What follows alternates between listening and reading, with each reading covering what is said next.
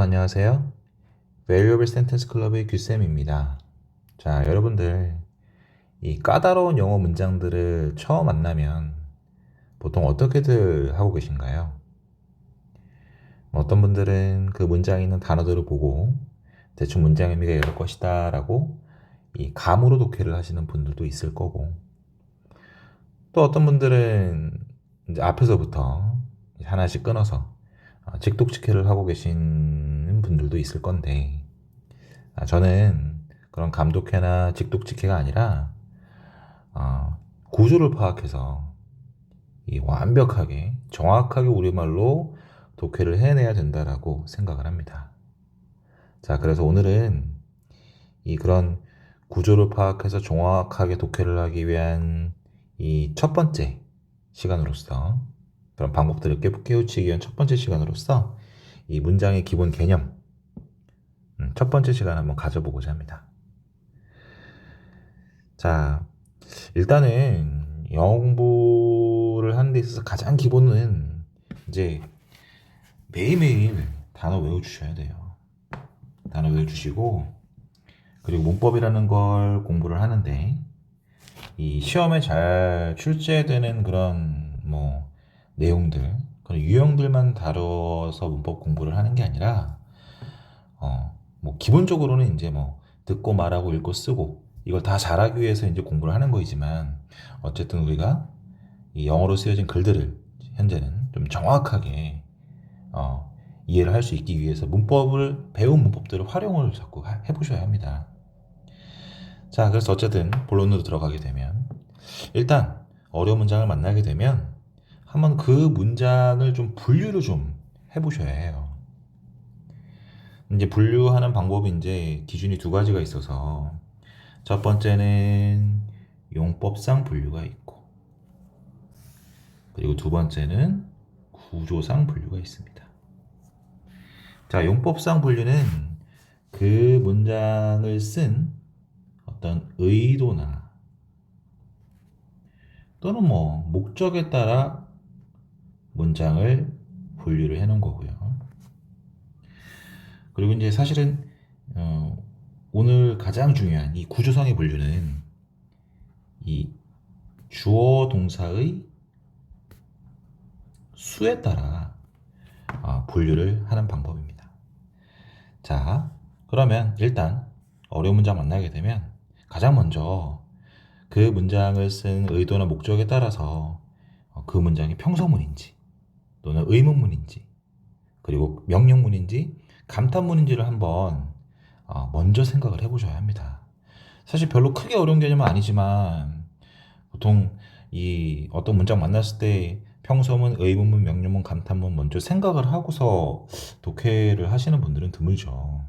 근데 쉬운 문장이야 그냥 그렇게 넘어갈 수도 있겠다라면, 어려운 문장을 만나게 되면 일단 가장 기본적으로 평서문, 의문문, 명령문, 감탄문, 그 중에 뭘까, 어떤 문장인지를 한번 생각을 한번 해보셔야 돼요. 그래서 평서문이라는 건 어쨌든 있는 그대로의 이 사실을 전달하는 그런 문장으로서, 사실 전달. 가장 큰 특징은 보통 주어, 그리고 동사가 들어와 있고, 이제 마침표로 끝나죠. 마침표. 마침표. 그래서 말 그대로 사실을 전달하기 때문에 이다, 또는 하다, 또는 뭐뭐이 아니다, 또는 하지 않다, 이런 식으로 해석이 끝나는 문장들이에요. 그래서 이런 평서문에는 이제 조금 더 세부적으로 들어가게 된다면, 이제 이 평서문 안에 긍정문과 그리고 부정문, 평서문은 또 이렇게 긍정문과 부정문으로 나뉘게 됩니다. 다 아시는 바와 같이 부정문은 보통 이제 우리가 흔히 not을 써서, 또는 never를 써서, 그러나 사실은 흔히 쓰이는 not과 never 말고도 few 또는 little 또는 hardly 또는 또는 scarcely, seldom, rarely 또는 뭐 barely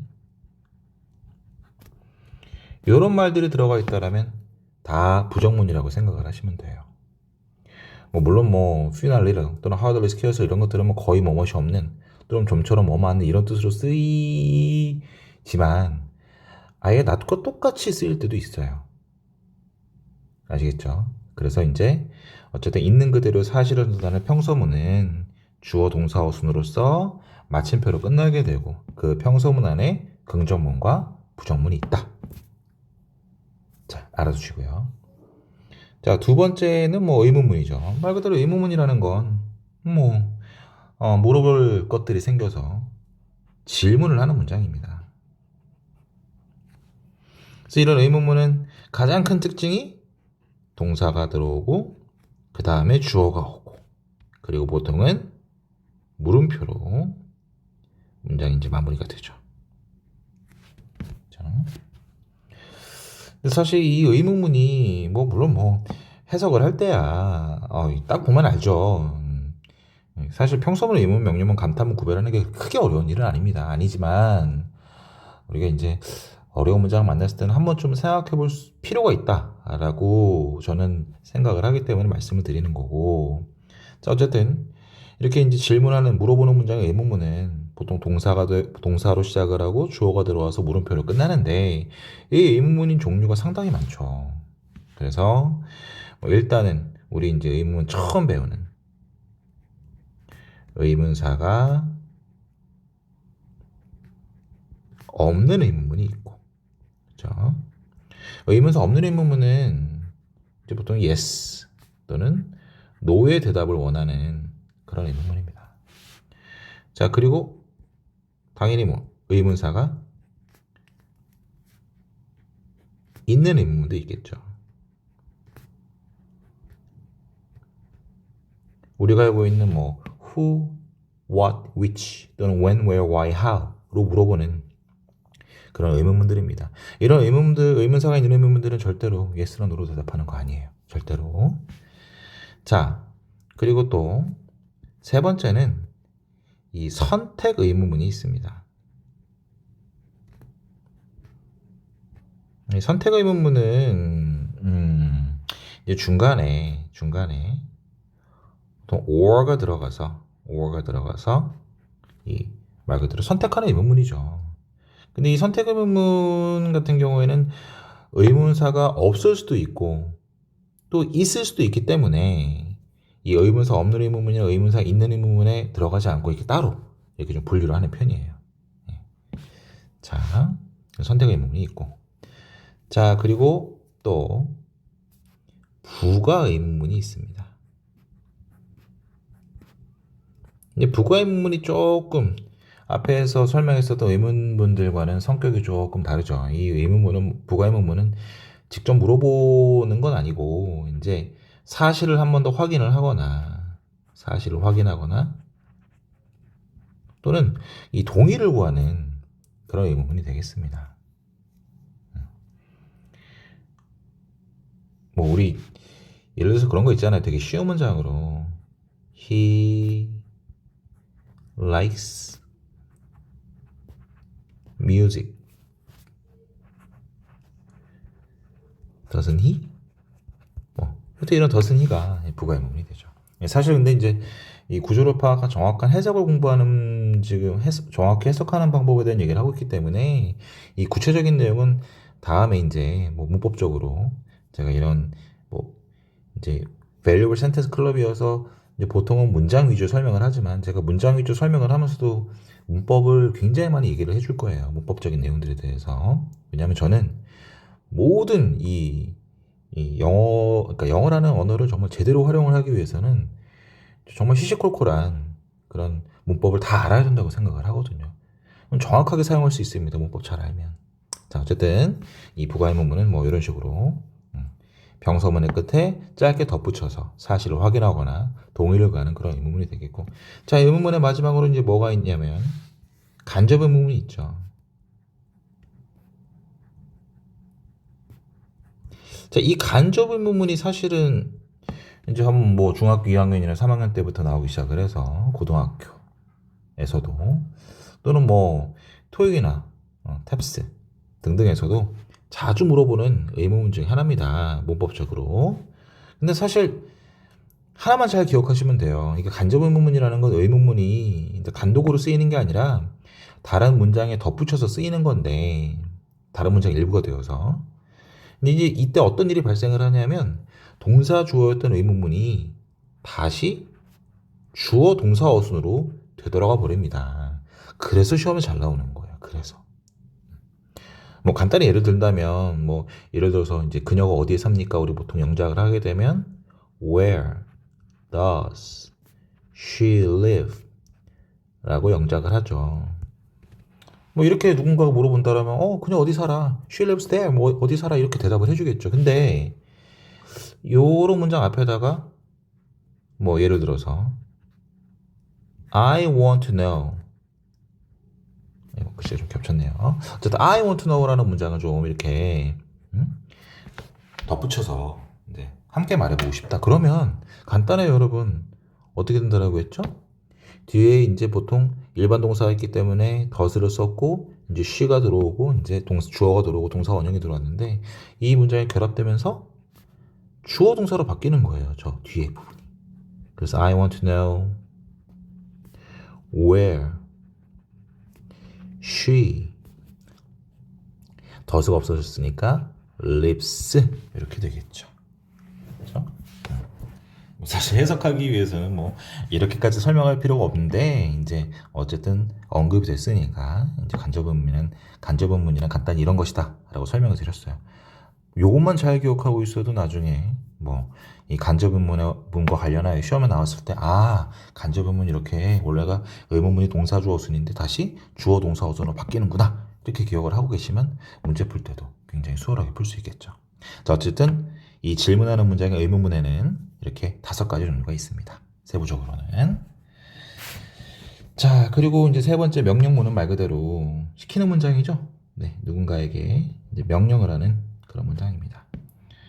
자, 근데 이제 이 명령문 그러면 이제 보통 뭐 예를 들어서 open the window, study hard, be quiet 이런 식으로 동사 원형으로 주어 없이 그죠? 주어 없이 동사 원형으로 시작을 해서 마침표로 끝이 나죠. 근데 여러분 착각하시면 안 되는 게 이 명령문이 이렇게 무조건 동사 원형으로 시작하는 명령문만 있는 건 아니에요. 물론 뭐 지금 얘기하는 그 명령문 역시 동사 원형으로 시작을 하기는 하는데 어쨌든 우리가 흔히 알고 있는 그런 명령문의 형태와는 굉장히 다른 하나의 또 다른 명령문이 있죠. 이 형태가 다른 그게 뭐냐면 let 플러스 목적격 그리고 동사 원형의 어순을 갖는 그런 명령문도 있습니다. 자, 그래서 이제 명령문도 좀 이렇게 구체적으로 정확하게 말씀을 드리자면 직접 명령문이 있고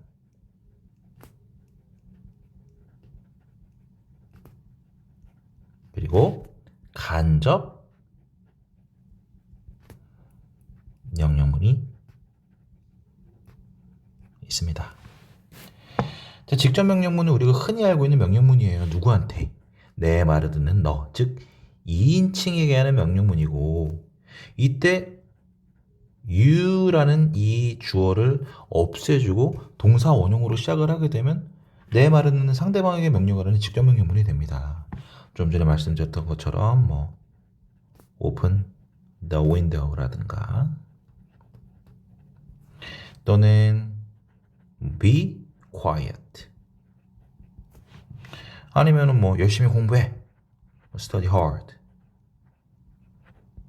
라든가 아니면 이런 뭐 tell me your name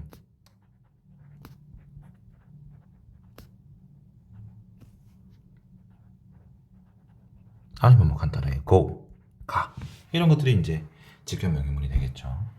자, 그런데 간접 명령문은 아까 말씀드렸던 대로 이제 레퍼런스 목적격 동사 원형의 형태인데 이건 말 그대로 내 말을 듣는 너를 통해서 you를 통해서 제3자에게 명령을 하거나 즉 3인칭이죠. 아니면 다시 나한테. 자, 여기서 이제 다시 나한테 명령을 한다. 이게 조금 무슨 말이야? 라고 생각을 할 수도 있는데 어쨌든 간접 명령문은 1인칭이나 3인칭에게 하는 명령문으로서 이 1인칭에게 이렇게 할 때에는 이게 명령의 개념이라기보다는 굉장히 공손한 이 예의 바른 그런 표현이에요. 예의 바른. 같은 표현이어도. 자, 한번 예를 들어볼까요? 예를 들어서 이제 이해를 하시는 게 빠르니까. 자, 그래서 내 말을 듣는 상대방한테 창문 열어라 할 때는 오픈 더 윈도우이지만, 야, 그 보고 창문 좀 열라고 해. 라고 내 말을 듣는 상대방을 통해서 그한테 명령을 하게 된다라면, 자, 저 형태 그대로 써주면 됩니다. 어떻게 하면 될까요? Let him open the window. 이러면 내 말은 너를 통해서 저 그한테 명령하는 그런 문장이 되는 거야. 마찬가지예요. 야, 쟤들 너무 떠드니까 쟤들 좀 조용히 좀 하라 그래. 그럼 어떻게 하면 될까요? Let them be quiet. 또, 야, 그녀 좀 열심히 좀 공부 좀 하라 그래. 그럼 어떻게 하면 될까요? Let her study hard. 이렇게 쓰면 되는 거예요. 그렇죠? 사실 영어에서 자주 쓰이는 표현들이고 꼭 알아야 되는 그런 이 문장 유형인데도 불구하고 사실 우리 보통 명령문 그러면 직접 명령문은 알고 있지 간접 명령문에 대해서 명확하게 알고 있는 이 분들은 드물더라고요. 자, 마지막으로 하나만 더 예를 들겠습니다. 사실은 간접 명령문 근데 뭐 제가 이렇게 거창하게 설명을 하긴 했지만 여러분들 다 알고 있어요. 그 겨울왕국 아시죠? 이 겨울왕국의 주제가가 뭐였어요? Let it go였죠. Let it go. 말 그대로 그거 가게 해. 흘러가는 대로 둬. 이런 표현이 되는 거예요. 여러분. 그렇죠? 그래서 어쨌든 명령을 할 때 내 말을 듣는 2인칭에게 한다라면 바로 앞에 있는 상대방에게 한다라면 you 빼고 동사 원형으로 쓰면 되고 여러분들이 알고 있다시피 그러나 제3자에게 하고 싶거나 다시 나한테 그래서 좀 굉장히 공손하게 표현을 하고 싶다라면 let 플러스 목적격 동사 원형 하나 예를 더 들어야 되겠네요. 자, 나한테 예를 들어서 tell me your name 그럼 너의 이름을 나한테 말해줘 이런 말이겠지만 let me know your name 이러면 같은 이름을 알려달라는 표현이어도 이 문장은 상당히 예의 바른 표현이에요. 아시겠죠? 어쨌든 명령문 이렇게 두 가지가 있습니다. 자, 마지막으로 이 감탄문이 있는데 이 감탄문은 뭐 말 그대로 뭐 어떤 놀람이나 기쁨이나 슬픔 뭐 이런 일이 있을 때 좀 이렇게 과하게 과장되게 표현하는 문장 이게 감탄문이에요. 그래서 이 감탄문은 죄송합니다.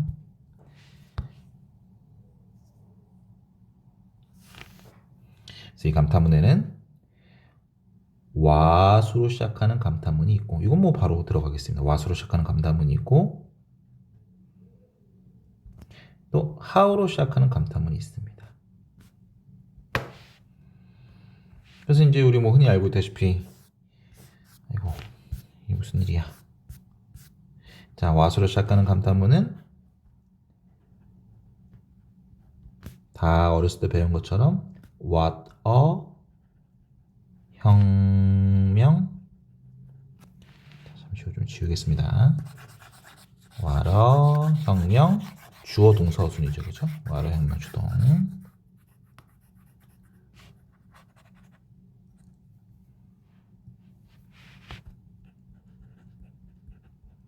그리고 how로 시작하는 감탄문은 how 형 주어 동사 그리고 이렇게 느낌표로 끝나죠. 그죠? 그래서 뭐뭐이구나 뭐뭐하다 이런 식으로 표현하는 문장이에요. 근데 이제 이것도 뭐 해석이야 뭐 크게 어렵지 않은데 조금 이제 뭐 문법 문제로서 출제가 됐을 때는 좀 이렇게 여러분들이 착각하실 만한 내용을 말씀드리자면 보통 이제 감탄문을 묻는 문제가 나와서 감탄문에 관련 문제가 나와서 혹시 뭐 what인지 또는 how인지를 고르는 그런 문제가 나오면 보통 이제 대부분의 이 학생들은 어가 있는지 없는지 그거만 보고서 이제 어 있으면 what, 어 없으면 how 이렇게 고르는 분들이 계세요. 근데 사실 그거 그렇게 하면 안 되고요. 이제 보통 이제 what을 쓰느냐, how를 쓰느냐는 어가 결정하는 게 아니라 주어 동사 앞에 명사가 있느냐 또는 없느냐가 결정하는 겁니다. 잘 생각해 보세요. 이 어라는 이 부정관사는 셀 수 있는 단수 명사 앞에만 붙는 그런 말입니다. 일종의 형용사로서. 그 말은 무슨 말이냐면 저 명사가 복수 명사가 되거나 셀 수 없는 명사가 되면 이 어는 사라져 버리게 돼요. 하지만 어가 사라졌다라고 해서 그 문장에 what까지 써야 되지 않는 건가? 아니, what은 써야 되는 거죠. 어가 없다라고 해도. 그렇죠? 그래서 주어 동사 앞에 명사 있으면 셀 수 있는 단수 명사에만 어가 있겠고 복수이거나 셀 수 없는 명사에만 어가 없을 겁니다. 어쨌든 what을 써야 하고 주어 동사 앞에 명사가 없다라면 how를 쓰는 겁니다. 예를 들어 볼까요? 예를 들어서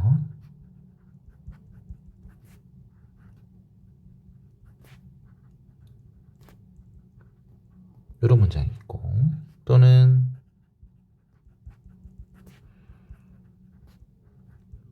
이런 문장이 있고 자 또는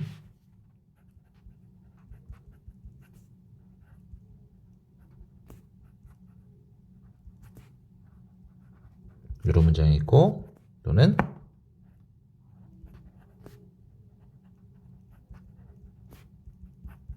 자 이런 문장이 있습니다. 자 그럼 여기 what과 how 중에 어떤 말들이 들어가느냐. 자, 첫 번째는 당연히 어도 보이고 그죠? 어가 딱 보이니까 what이겠죠. 두 번째 문장은 당연히 how가 되겠고요. how형 조동사니까. 자 그런데 세 번째 문장 보세요.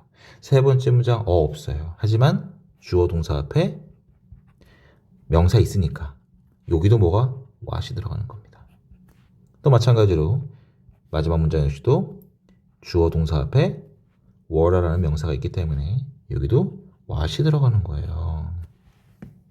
자, 그래서 뭐 해석과는 별개로 이 what인지 how인지 이런 감탄문과 관련된 어법 문제가 나왔을 때 잘 생각하셔서 푸셔야 돼요. 이거 뭐 아무것도 아닌 것 같지만 뭐 중고등학교 시절에는 이런 쉬운 어법 문제들은 뭐 사실은 뭐 중학교 1학년에 영어 시험이 있었다라면 나왔겠지만 요즘에는 보기 힘든 문제긴 하죠. 그러나 이런 굉장히 기본적인 내용들을 오히려 탭스나 또는 토익 어법 문제에서 출제가 됩니다. 알겠죠? 그래서 정확히 쓰임새를 알아주셨으면 좋겠어요. 자, 어쨌든 좀 설명이 좀 길어졌네요. 그래서 사실 독해만을 정확한 독해만을 위해서는 이렇게 뭐 여기 지금 말씀드린 것처럼 뭐 긍정문, 부정문이 있고 의문사, 없는 의문문, 있는 의문문 또는 직접 명령문, 간접 명령 뭐 이렇게까지 설명할 필요는 없지만 이제 기왕이면 이제 제가 말씀을 드린 김에 조금 더 도움이 됐으면 하는 마음에서 구체적으로 좀 설명을 드렸고 그러나 이제 우리가 보통 해석을 할 때에는 사실 그냥 간단하게 평서문, 의문, 명령문, 감탄문 뭐 가볍게 빠르게 판단하시면 돼요. 오른쪽에 있는 것들은 이제 뭐 문법적인 내용들이기 때문에 문법 문제를 풀 때 좀 신경을 쓰셔야 될 부분들이지만 해석을 할 때는 일단 빠르게 사실을 전달하는 평서문인지 또는 뭔가를 물어보는 의문문인지 아니면 시키는 문장의 명령문인지 또는 감탄문인지 빠르게 먼저 파악을 하세요. 굉장히 기본적인 개념이어도 어려운 문장을 만나게 되면 꼭 먼저 하셔야 됩니다. 분명히 이것부터 잘못돼서 해석이 막히는 경우도 생겨요. 아시겠죠?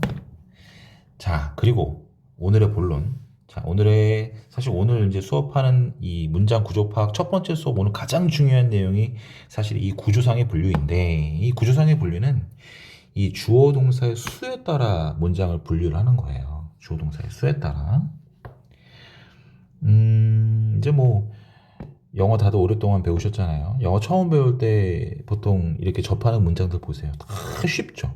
I'm a boy. She is a student. I like a book. 뭐 이런 식으로 다 쉬워요. 짧은 문장이에요. 근데 이제 조금 중학교, 고등학교 또는 대학생, 대학원생 이렇게 돼서 좀 이렇게 두꺼운 영어 책들을 접하고 긴 영어 이 문장들을 접하다 보면 와, 뭐 이 길이부터가 달라지죠. 그죠? 그래서 어쨌든 영어의 어떤 문장이 어렵다는 얘기는 그 문장이 길기 때문에 어려운 거거든요. 길기 때문에. 보통 그런 경우에는 마침표는 하나, 그죠? 마침표는 하나여도 그 한 문장 안에 정말 여러 개의 주어 동사가 들어가 있어서 어려운 겁니다. 그래서 어떤 문장을 구조를 파악해서 정확하게 해석을 하기 위해서는 빠르게 평서문, 의문문, 명령문, 감탄문 구별을 하고 난 뒤에 주어 동사 찾으세요. 주어 동사. 찾아서 표시를 하세요. 표시를. 아, 뭐 어려운 문장들은 주어 하나, 동사 하나. 또 보니까 또 새로운 주어, 새로운 동사. 또 주어, 동사. 주어 4, 동사 4. 주어 5, 동사 5. 이래서 정말 결국 마침표는 하나거든요. 그 문장이. 그럼 결국 한 문장이란 얘기인데 그 한 문장 안에 주어 동사가 뭐 많게는 뭐 7개, 8개, 뭐 9개 뭐 이렇게 들어가 있는 문장들도 있어요. 분명히 보게 될 겁니다. 어렵죠. 뭘 어떻게 해야 될지부터 모르겠죠. 그러나 여기 방법 알려드렸잖아요. 뭐 하세요? 주어 동사 표시하세요. 주어 동사. 주어 원 동사 원, 주어 두 동사 두 이런 식으로 표시를 해서 어떻게? 한 문장으로 다 끊어주시는 겁니다. 한 문장으로. 사실 가장 포인트부터 먼저 말씀을 드리고 이제 구체적으로 들어갈 거예요. 뭐라고요? 주어 동사를 다 표시를 해서 무조건 한 문장으로 끊어라. 문장 구조 파악할 때 가장 처음으로 하셔야 될 일입니다. 자, 그러면 다시 이제 좀 세부적으로 좀 천천히 들어가게 되면 어쨌든 우리가 영어를 처음 배웠을 때 접하는 거의 모든 문장들은 주어 하나, 동사 하나가 들어가 있는 단문이에요. 단문. 그죠? 단문. 쉽죠? 쉬워요. 자, 그런데 조금 영어를 더 배우다 보면은 주어 하나, 동사 하나. 주어 to, 동사 to. 이렇게 들어와 있어요. 그죠? 자, 그러면 영어는 기본적으로 이렇게 여러 개의 문장이 한꺼번에 이렇게 같이 들어오려면 중간에 뭐가 있어야? 접속사가 있어야 합니다. 자, 그런데 어쨌든 위에서 이제 주어 동사 하나 있는 문장이 이제 단문이라고 하는데 주어 동사가 이렇게 두 개가 있으면서 그 중간에 들어오는 접속사가 등위 접속사가 들어오게 되면 등위 접속사 그 문장을 우리가 뭐라고 하는 거예요? 우리가 복문이라고 하는 겁니다. 중문이라고 합니다. 중문. 죄송합니다. 중문. 자, 중문은 이제 뭐 한자어로는 이제 무고올 중자를 써서 어쨌든 여러분들이 알고 있는 이 등위 접속사 뭐가 있어요? and, but, 뭐 or 또는 뭐 so 또는 for 더 있어요. 더 있는데 일단은 한 단어로 봤을 때는 뭐 이 정도만 알고 계시면 되는데 어쨌든 어떤 두 문장이 and나 but이나 or나 so나 for와 같은 등위 접속사로 연결되어져 있다. 그러면 이걸 중문이라고 하는 거예요. 중문. 뭐 표면적으로 이제 그런데 조금 더 깊이 들어가게 되면 이 등위 접속사로 연결되어진 이 두 문장은 서로 대등해요. 서로 대등. 그래서 대등절이라고 합니다. 그 말은 무슨 말이냐면 이제 여기서 이제 끊어야 돼요.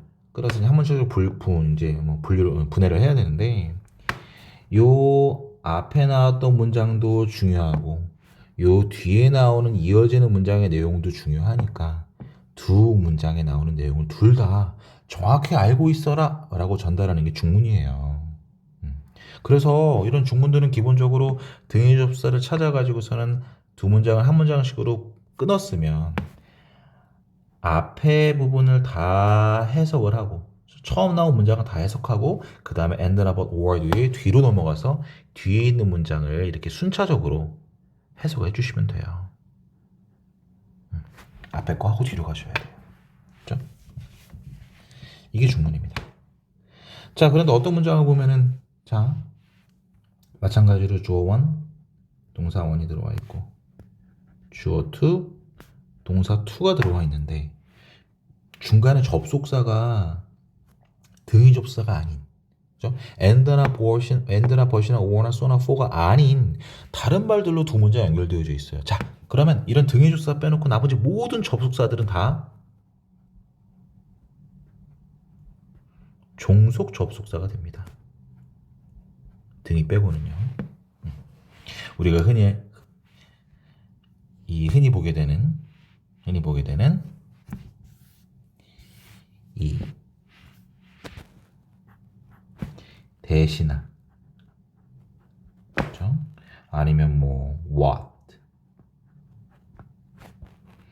또는 뭐 because 또는 if, 뭐 when 또는 뭐 where, 그렇죠? 또는 뭐 though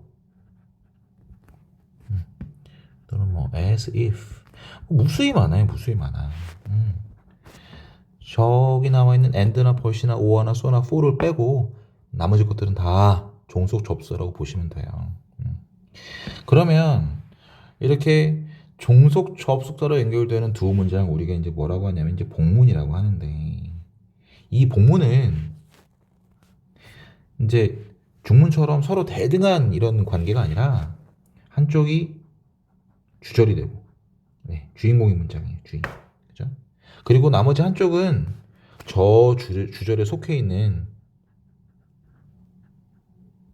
이 종속절, 네, 종속절이에요. 종속절. 주절과 종속절의 관계.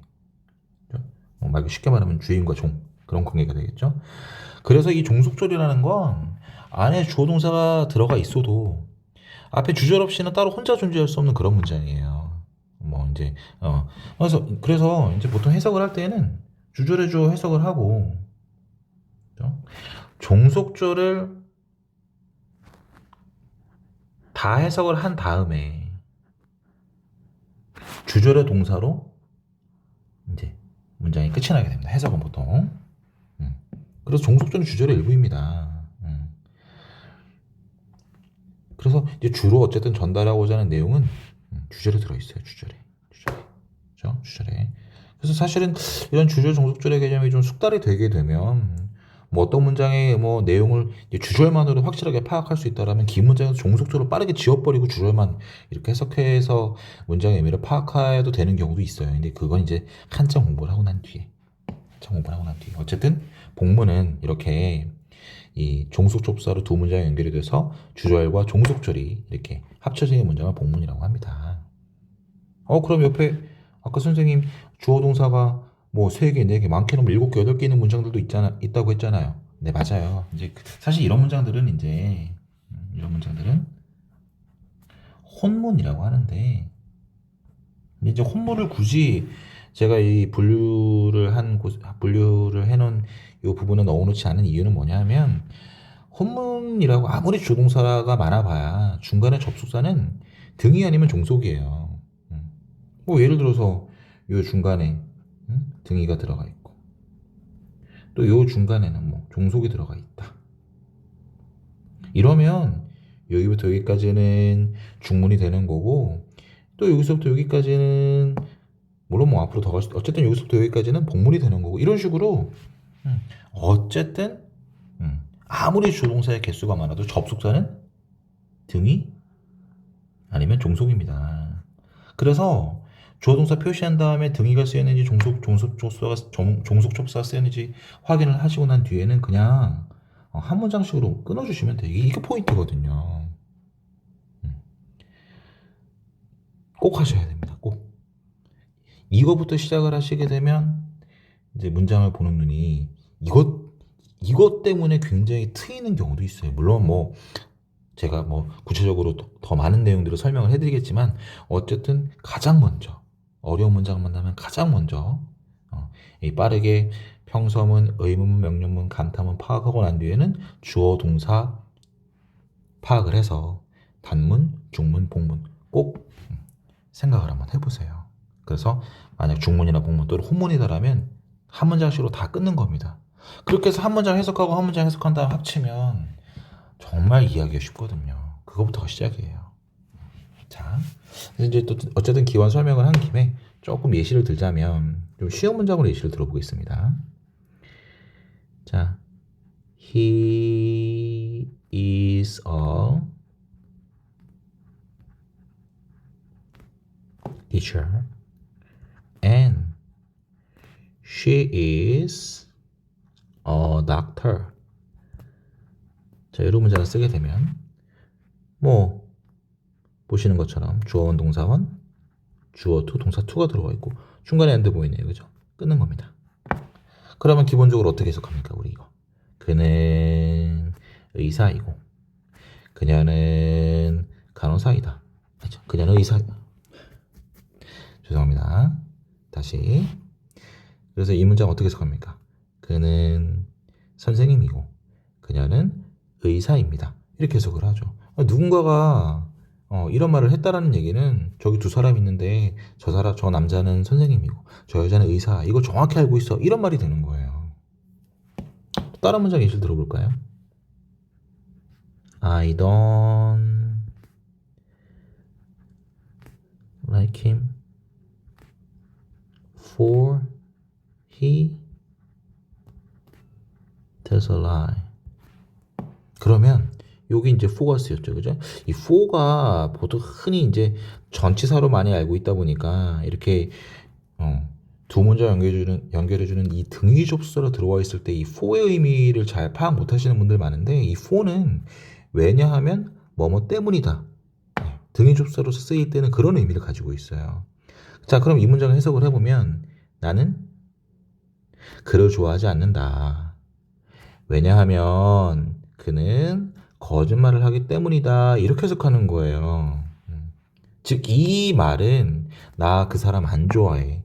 그리고 이유는 그가 거짓말을 하기 때문이니까 이유까지 알고 있어라. 네, 이런 의미가, 이런 뉘앙스가 다 들어있는 겁니다.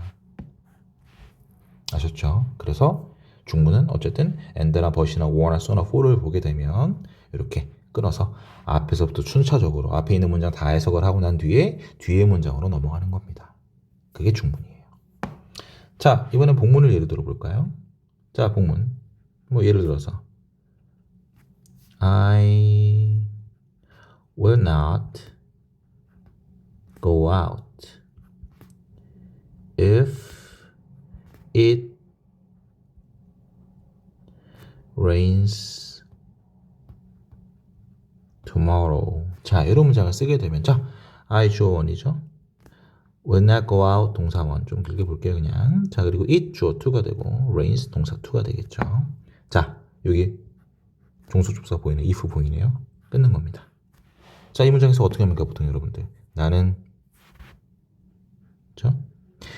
이제 이승 뭐 비인칭 주어니까 해석할 필요는 없지만 어쨌든 나는 내일 비가 온다면 나가지 않을 것입니다. 이렇게 해석을 하죠. 그렇죠? 그러니까 결국 이 문장은 내일 비가 오면 나가지 않을 거야. 안 나갈 거야. 여기에 중점을 두는 문장입니다. 그러니까 앞에가 주절이 되고 뒤에는 뭐가 되는 거예요? 종속절이 되는 거예요. 자, 또 한 문장 더 예를 들어볼게요. 위에서도 문장이랑 좀 굉장히 비슷한 문장인데 I don't like him because he does a lie.